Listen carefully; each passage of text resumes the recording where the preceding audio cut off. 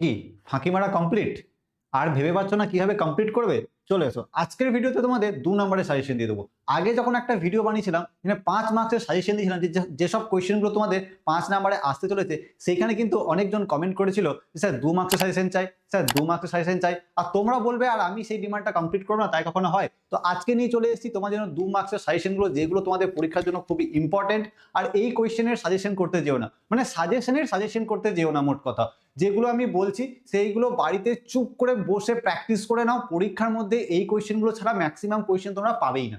এর মধ্যে অনেকগুলো কোয়েশ্চেন তোমরা পেয়ে যাবে, এবং কি করবে বলো তো, এই কোয়েশ্চেনগুলোকে খুব ভালো করে লিখে লিখে অন্তত একবার প্র্যাকটিস করে নেবে। কাদের জন্য বলছি? যারা একদমই ফাঁকি মেরে গেছো, এখন তোমাদের আর সময় নেই একদম পুরো সিলেবাসটাকে কভার করার জন্য, তাদের জন্য এই কোয়েশ্চেনগুলো।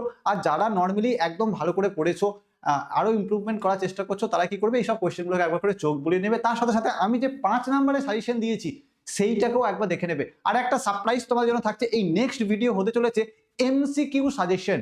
হ্যাঁ, ইউটিউবে কেউ কোনোদিন দেয়নি এমসিকিউ সাজেশন, আমি তোমাদের দিয়ে দেবো এর পরের ভিডিওতে। যদি তোমাদের এমসিকিউ সাজেশন চাই তাহলে তোমরা জাস্ট কমেন্ট করবে, হ্যাঁ স্যার এমসিকিউ সাজেশন চাই। ঠিক আছে, বোঝাতে পারলাম? চলো আজকের ভিডিও শুরু করা যাক। আমাদের এই কোয়েশ্চেনগুলো থেকে আমার কথার দিকে একটু বেশি করে তোমরা মনোযোগ সহকারে শুনবে। তার আগে আমি যেটা সবসময় তোমাদের বলি, যে সিডিএ তোমাদের sorry sorry sorry I am sorry, তোমাদের যদি সিডিএ ক্লাস 9-10 এর ভিডিও দেখতে পছন্দ লাগছে তাহলে অবশ্যই এই চ্যানেলটাকে তোমরা সাবস্ক্রাইব করে দেবে। আর যদি তোমরা আমার ভিডিও পেয়ে উপকৃত হচ্ছ তাহলে অবশ্যই তোমরা কমেন্ট বক্সে কি লিখে দেবে? #JMC। ঠিক আছে, জলের মতন ক্লিয়ার। ওকে, চলো এবার যাওয়া যাক আমাদের প্রথম চ্যাপ্টার, জীবজগতে নিয়ন্ত্রণ ও সমন্বয়। এখানে আমি কোয়েশ্চেন রেখেছি মাত্র 12টা। এই 12টা কোয়েশ্চেন তোমরা করে নেবে। এই 12টা কোয়েশ্চেন থেকে ম্যাক্সিমাম কোয়েশ্চেন তোমরা পেয়ে যাবে, এবং এই কোয়েশ্চেনগুলো করে নিলে তোমাদের কনসেপ্ট ক্লিয়ার হবে। এবং তার সাথে সাথে ধরো এই কোয়েশ্চেনটা তোমার পরীক্ষাতে হুবহু পেলে না, কিন্তু যদি এগুলো পড়ে রাখো তাহলে তোমার যে কোয়েশ্চেনগুলো আসবে সেটাও তুমি কিন্তু পেরে যাবে। তাই না? বোঝাতে পারলাম? কি করবে? টপিক চলনে দুটি গুরুত্ব করে নেবে। অবশ্যই টপিক চলনের গুরুত্ব তোমাদের পরীক্ষাতে সবসময় থেকেই থাকে। ঠিক আছে, যদি টপিক চলন না পড়ে তাহলে তোমরা কি করবে? এখানে ন্যাস্টিক চলনটা একটু করে রাখবে। ঠিক আছে, আমি পরবর্তী কোয়েশ্চেনগুলো তো তোমরা আছে দেখো। হরমোন ও স্নায়ুতন্ত্রের মধ্যে একটি সাদৃশ্য একটি বৈসাদৃশ্য উল্লেখ করাটা পার্থক্য করে নেবে। উদ্দীপকের প্রভাব ও অক্সিজেনের প্রভাব এবং চলনাঙ্গ চলন অভিমুখের ভিত্তিতে ট্রপিক চলন ন্যাস্টিক চলনের পার্থক্য। এই যে বললাম, পরবর্তী কোয়েশ্চেনে তোমরা ন্যাস্টিক চলনটা পেয়ে যাবে। মানে ট্রপিক চলন কাকে বলে, ন্যাস্টিক চলন কাকে বলে, এই দুটো জিনিস খুব ভালো করে মনে রাখবে। উদ্ভিদের কাণ্ডের অগ্রভাগ কেটে নিলে প্রচুর শাখা প্রশাখা বের হয়। কেন? কারণ অক্সিজেনের জন্য হয়। কারণ এইটা তোমরা অক্সিজেন অগ্রস্ত প্রকৃততা শো করে এবং সাইটোকাইনিন পার্শ্বস্থ প্রকৃততা শো করে। এগুলো আমি ক্লাসে বুঝিয়েছি, যদি ওয়ান শট ক্লাসগুলো মিস করে থাকো তাহলে অবশ্যই দেখে নিতে পারো। তো এই জিনিসটা করে রাখবে। অ্যাড্রিনালিন হরমোনকে জরুরিকালীন হরমোন কেন বলা হয়? Triple star question. ঠিক আছে, এই কোয়েশ্চেনটা অবশ্যই করে রাখবে। হরমোন প্রাণীদেহে দ্বৈত নিয়ন্ত্রণ রূপে কাজ করে, উদাহরণ সহ ব্যাখ্যা করে। ইনসুলিন গ্লুকাগনের ব্যাপারটা দিয়ে তোমরা ব্যাখ্যা করতে পারো, এটা করে রাখবে। হরমোনের ফিডব্যাক নিয়ন্ত্রণ করে রাখবে। সহজাত প্রতিবর্ত ক্রিয়া এবং অভ্যাসগত প্রতিবর্ত ক্রিয়ার মধ্যে পার্থক্য লেখো। এইবার এই কোয়েশ্চেনটা যদি তোমাদের 5 নম্বরে দেয় তাহলে 2 নম্বরে আসবে না, যদি 2 নম্বরে দেয় তাহলে 5 নম্বরে আসবে না। ঠিক আছে, মোটামুটি পাবে এই কোয়েশ্চেনটা তোমরা। স্নায়ু এটা স্নায়ু গ্রন্থি হবে। স্নায়ুগ্রন্থি বা গ্যাংলিয়ন কাকে বলে? তোমার যদি স্নায়ু গ্রন্থি না দিয়ে তোমরা গ্যাংলিয়ন কাকে বলে এইটা তোমরা মনে রাখবে। আমাদের কেন্দ্রীয় স্নায়ুতন্ত্রের বাইরে আমাদের যে স্নায়ুতন্ত্রের যে স্ফীত অংশ বা ফোলা অংশ সেইটাকে বলা হয় আমাদের গ্যাংলিয়ন। ঠিক আছে, মাছের গমনে মায়োটম পেশির ভূমিকা আর লঘু মস্তিষ্ক কিভাবে দেহের ভারসাম্য নিয়ন্ত্রণ করে এই ব্যাপারটা করে রাখবে। তার সাথে সাথে সব থেকে ইম্পর্টেন্ট সিএসএফ এখানের মধ্যে, তো সিএসএফটা খুব ভালো করে রাখবে। ঠিক আছে, গমন মানুষের দ্বিপদ গমন করতে যেও না, ওখান থেকে কোনোদিনই চিরজীবন কোনোদিন কোয়েশ্চেন আসেনি। গত 10 বছরের কোয়েশ্চেন তোমরা দেখে নিতে পারো। তো অবশ্যই এই ফ্লাজিলীয় গমন অথবা সিলিয়ারি গমনটা তোমরা করে রাখতে পারো। ঠিক আছে, তোমরা একবার স্ক্রিনশট নিয়ে নিতে পারো, অথবা এই পিডিএফ এর লিংক আমি ডেসক্রিপশন বক্সে দিয়ে দেবো এবং বা কমেন্ট বক্সে পিন করে দেবো, সেখান থেকে তোমরা ডাউনলোড করে নিতে পারো। ঠিক আছে, চলো নেক্সট, জীবনের প্রবাহমানতা। এখানে মাত্র 10টা কোয়েশ্চেন। কোষ চক্রের গুরুত্ব তোমরা লিখবে। কোষ বিভাজনে সেন্ট্রোজোম ও মাইক্রোটিবিউলের ভূমিকা লিখবে, যে এরা বেমতন্তু গঠন করে। তার সাথে মিওসিসকে কেন রাস বিভাজন বলা হয় এটাও কিন্তু 2 স্টার কোয়েশ্চেন, এটা খুব দিয়ে দেবে, যে এটা 2n থেকে n করে। তাই না? বুঝতে পারলাম? বেশ। ক্রোমোজোমের রাসায়নিক উপাদানের একটি সারণী প্রস্তুত করো, যে কোন কোন রাসায়নিক উপাদান এখানে থাকে। অনিয়ন্ত্রিত কোষ বিভাজন ম্যালিগন্যান্ট বা ক্যান্সার ধর্মী টিউমার সৃষ্টি করে, ব্যাখ্যা করো। ঠিক আছে, এটা আর কি ঘুরিয়ে কোশ্চেন দিতে পারে, যে আমাদের যে চেক পয়েন্টগুলো আছে, চেক পয়েন্টগুলো বিঘ্নিত হলে কি হতে পারে, এই টাইপের কোশ্চেন দিয়ে দেয়। ক্রসিং ওভারের গুরুত্ব লেখো, এটাও খুব ইম্পর্টেন্ট কোশ্চেন। একটি উদ্ভিদের দেহকোষে ক্রোমোজোম সংখ্যা যদি 20 হয় তবে ওই উদ্ভিদের ডিম্বাণু, শস্য নিউক্লিয়াস ও পাতার কোষে ক্রোমোজোম সংখ্যা কত হবে? এটা জাস্ট একটা এক্সাম্পল দিয়ে রেখেছি, এই ধরনের কোশ্চেন তোমরা পেতে পারো। ঠিক আছে, এবার এটা অ্যাকচুয়ালি এরকম ভাবে হবে না, 20 লিখে দেবে এটা।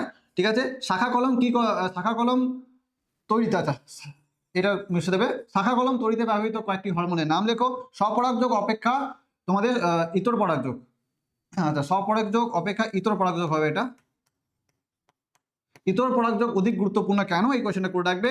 যৌন, আচ্ছা এক সেকেন্ড, এটা যৌন জননে হবে, টাইপিং মিস্টেক, ক্ষমা করে দেবে প্লিজ, আমাকে ক্ষমা করে দিও। যৌন জননে মিওসিসের ভূমিকা লেখো, ঠিক আছে, এইটাও তোমরা কিন্তু করে নেবে, ঠিক আছে। চলো নেক্সট চ্যাপ্টার আমাদের বংশগতি। আচ্ছা, এটাকে তোমরা স্ক্রিনশট নিয়ে নিতে পারো, আমি সরে যাচ্ছি। নেক্সট হচ্ছে তোমাদের বংশগতি এবং কয়েকটি সাধারণ জিনগত রোগ। দেখো প্রকরণের কারণ কি, এটা তোমরা করবে, যেখানে মিওসিস চলে আসবে, ক্রসিং ওভার চলে আসবে, মিউটেশন চলে আসবে, প্রচ্ছন্ন বৈশিষ্ট্য সর্বদাই বিশুদ্ধ হোমোজাইগাস অবস্থায় প্রকাশ পায়, উক্তিটি যথার্থতা লেখো। মানে প্রচ্ছন্ন বৈশিষ্ট্য কখন প্রকাশ পায়, এটা তোমরা জিনগত রোগ অথবা এইখান এরকম টাইপের কোশ্চেন পেতে পারো। পিতামাতার বৈশিষ্ট্যগুলি সন্তান সন্ততিতে সঞ্চারিত হয়, ব্যাখ্যা করো, এটা খুব ইম্পর্টেন্ট কোয়েশ্চেন। সংকরণ পরীক্ষায় কিভাবে প্রচ্ছন্ন গুণ প্রকাশ পায় তা উদাহরণের সাহায্যে ব্যাখ্যা করো, ঠিক আছে। এই কোয়েশ্চেনটা আর এই কোয়েশ্চেনটা কিন্তু একই কোয়েশ্চেন, জাস্ট মানে একবার এই দিক থেকে কান ধরেছে, একবার এই দিক থেকে কান ধরেছে, ঠিক আছে, বোঝাতে পারলাম, কিন্তু জায়গাটা একই। এবার সন্তান সন্ততি লিঙ্গ নির্ধারণের ভূমিকা, মানে পিতার ভূমিকা, লিঙ্গ নির্ধারণে পিতার ভূমিকা, এটা খুব ইম্পর্টেন্ট, এটা কিন্তু বারবার কোয়েশ্চেনে দিয়ে দেয় তোমাদের। টেস্ট ক্রস কি একটি গুরুত্ব লেখো, এটা না আসতেও পারে বাট করে রাখবে। এক্স ক্রোমোজোম সংযুক্ত রোগগুলির প্রকাশ স্ত্রী অপেক্ষা পুরুষ দেহে বেশি হয়, ওই যে প্রচ্ছন্ন ব্যাপারটা, ওই তিনটে কোয়েশ্চেনের একই, মানে ওই একই টাইপের উত্তর হবে। হিমোফিলিক পুরুষের সঙ্গে হিমোফিলিয়ার বাহক মহিলা বিবাহ হলে তাদের পুত্র সন্তান আক্রান্ত হওয়ার সম্ভাবনা কত, ঠিক আছে, এটা খুব ভালো করে মনে রাখবে। এটা বর্ণান্ধতা অথবা হিমোফিলিয়া দুটোর মধ্যে যে কোনো একটাতে দিতে পারে।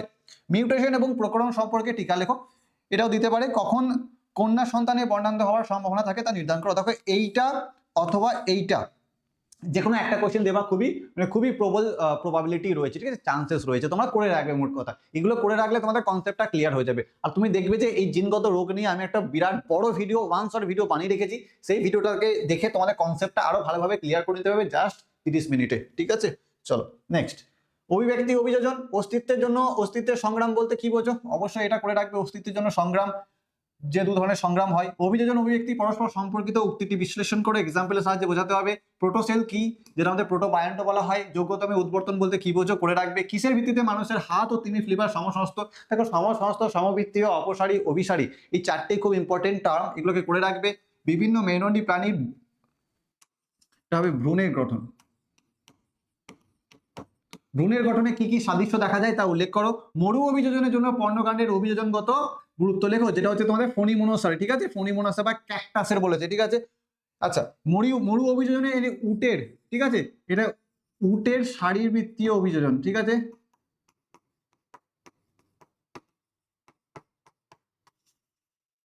শারীরবৃত্তীয় অভিযোজনগুলো তোমাদের লিখতে হবে। জেনারেলি এইখানে তোমরা ওই যে আরবিসির ব্যাপারটা লিখে দেবে, ঠিক আছে। এবার আমি তোমাদেরকে বলে দিই, উটের যে কোনো কোয়েশ্চেনের অ্যান্সার লেখার সময় উটের আরবিসিতে নিউক্লিয়াস আছে কি নেই এই ব্যাপারটা লেখার দরকারই নেই, ঠিক আছে। এটা একটা জেনারেলি কনফিউশনের ব্যাপার, অনেকজন অনেক রকম বলে। জেনারেলি বলে যে উটের আরবিসিতে নিউক্লিয়াস আছে, একমাত্র মামালস হচ্ছে দুটো, একটা লামা, একটা হচ্ছে ক্যামেল, যাদের আরবিসিতে নিউক্লিয়াস পাওয়া যায়, কিন্তু অনেকজন বলে যে পাওয়া যায় না। তো এটা একটা কনফিউশনের জায়গা, তো এখানে কোনো লেখার দরকারই নেই, ঠিক আছে, ওই নিউক্লিয়াস আছে কি নেই সেটা লেখার দরকারই নেই। ব্যক্তিজনী জাতিজনী পুনরাবৃত্তি ঘটায়, যেটা তোমাদের হেকেল বলেছিল, বায়োজেনেটিক সূত্র, তো এইটা তোমরা মনে রাখবে, ঠিক আছে, বুঝতে পারলাম। চলো নেক্সট কোয়েশ্চেন, আচ্ছা এগুলো তোমার স্ক্রিনশট নিয়ে নিতে পারো এখানে। আর এইটু চলো লাস্ট চ্যাপ্টারে দেখো আমি জাস্ট 7টা কোয়েশ্চেন রেখেছি, 7টা কোয়েশ্চেন করে দেবে, ম্যাক্সিমাম টপিক এখানে কভার হয়ে যাবে। নাইট্রোজেন চক্রে ব্যাকটেরিয়ার যে কোনো দুটি ভূমিকা লেখো, ঠিক আছে, নাইট্রোজেন চক্রে যে কোনো দুটো ব্যাকটেরিয়ার ভূমিকা লিখতে হবে। এসপিএম কি, ফুল ফর্ম একদম মনে রাখবে, সাসপেন্ডেড পার্টিকুলেট ম্যাটার, কার সাথে, বায়ু দূষণের সাথে সম্পর্কিত, ঠিক আছে, বায়ু দূষণের সাথে সম্পর্কিত। অম্লবৃষ্টি জীবদের স্বাভাবিক জীবনে কি কি প্রভাব ফেলে, এটা ভালো করে মনে রাখবে। অনেক সময় দিয়ে দেয় অম্লবৃষ্টির একটা উপযোগিতা, মানে জেনারেলি অ্যাসিড রেন আমাদের ক্ষতি করে, কিন্তু অনেক সময় উপযোগিতা দিয়ে দেয়, তো লিখবে যে নাইট্রোজেন ফিক্সেশনে সাহায্য করে, ঠিক আছে। একটি ইউট্রোফিক জলাশয়ে জীববৈচিত্র্যের ক্ষতিকর দিকগুলি উল্লেখ করো। না বিওডির মাত্রা বেড়ে যায়, আর তার সাথে একটা লেজুর জুড়ে দিয়েছে যে হটস্পট কি, হটস্পট নির্ধারণের শর্তগুলি লেখো, বা কি কি বহিরাগত প্রজাতি কি হবে জীববৈচিত্র্য, এটা খুব ইম্পর্টেন্ট, বহিরাগত প্রজাতি ব্যাপারটা খুব ভালো করে পড়ে রাখবে। ভারতে কুমির কুমির কুমির কুমির সংরক্ষণের কুমিরের সংখ্যার হ্রাস পাচ্ছে, এর কারণ উল্লেখ করো, ঠিক আছে, কেন কুমির তাড়াতাড়ি আমাদের দেশে বিলুপ্ত হয়ে যাচ্ছে, ঠিক আছে, বুঝতে পারলাম। সুন্দরবনে দুটি পরিবেশগত সমস্যা, এটা 5 নম্বরের কোয়েশ্চেন অথবা 2 নম্বরের কোয়েশ্চেন, যেটাতে আসে সেই রকম ভাবে তোমরা লিখবে, ঠিক আছে। Red data book and green data book কি? এখানে রেড ডাটাটা সব থেকে বেশি ইম্পর্টেন্ট, এটা কারা প্রকাশ করে? IUCN প্রকাশ করে, ঠিক আছে? তো এটা খুব ইম্পর্টেন্ট। দেখো আজকের কোয়েশ্চেন এখানে সমাপ্ত হলো, তোমরা চাইলে স্ক্রিনশট নিয়ে নিতে পারো, অথবা আমি এই পিডিএফটা কিন্তু তোমাদের কমেন্ট বক্সে পিন করে দিয়ে দেবো, এখানে তোমরা কিন্তু ভালো করে পিডিএফ ডাউনলোড করে দেখে নিতে পারবে, পড়ে নিতে পারবে। জাস্ট এইটুকু বলবো যে এই কোয়েশ্চেনগুলোকে প্রিপারেশন করে যাও, এই কোয়েশ্চেনগুলোকে ভালো করে প্রিপেয়ার করে যাও, দেখো এর মধ্যে ম্যাক্সিমাম কোয়েশ্চেন তোমরা পেয়ে যাবে, অথবা যদি নাও পাও তাহলে এই রিলেটেড কোয়েশ্চেন তোমরা পেয়ে যাবে, যাতে এই কোয়েশ্চেনগুলো করলে তোমাদের কনসেপ্টগুলো ক্লিয়ার হয়ে থাকবে এবং ওইগুলোর অ্যান্সারও তোমরা লিখতে পারবে, ঠিক আছে? আরেকটা ভিডিও আসবে যেটার জন্য তোমাদের কি করতে হবে, ওই ভিডিওটাকে ভালো করে দেখতে হবে। কিসের ভিডিও বলো তো? যে বায়োলজিতে তোমরা কিভাবে আরো বেশি বেশি ইমপ্রুভমেন্ট করতে পারবে কম কম লিখে। মানে হয়তো তুমি সেই কোয়েশ্চেন এসেছে সেই ব্যাপারে তুমি একটু কম জানো, হয়তো বেশি লিখতে পারবে না, কিন্তু নাম্বারটা ফুল পাওয়ার জন্য কি কি তোমাদের টেকনিক অবলম্বন করতে হবে, যে নিনজা টেকনিকগুলো আছে সেগুলো একটা ভিডিওতে আমি বলে দেবো, ওয়েট করে যাও, কাল কিংবা পরশু সেই ভিডিও চলে আসবে। আর ততক্ষণের জন্য তোমরা কি করবে, চ্যানেলটাকে সাবস্ক্রাইব করে দেবে, ভিডিওটাকে লাইক করে দেবে, আর বন্ধুদের সাথে ভিডিওটা শেয়ার করে দেবে, ঠিক আছে? চলো, আর যদি একদম ক্লিয়ার হয়ে থাকে তাহলে অবশ্যই আমি যেটা বলি যে #JMC এটা তোমরা লিখে দেবে। তার সাথে সাথে তোমরা কি করবে, ভালো করে মন দিয়ে সোয়াগের মতো কি করবে, পরীক্ষার জন্য প্রিপারেশন করে যাবে, নো ভয়, কোনো নো টেনশন, একদম জাস্ট পড়াশোনা, ঠিক আছে? চলো টাটা, ভালো থাকবে, ততক্ষণে সুস্থ থাকো, ভালো থাকো, টাটা।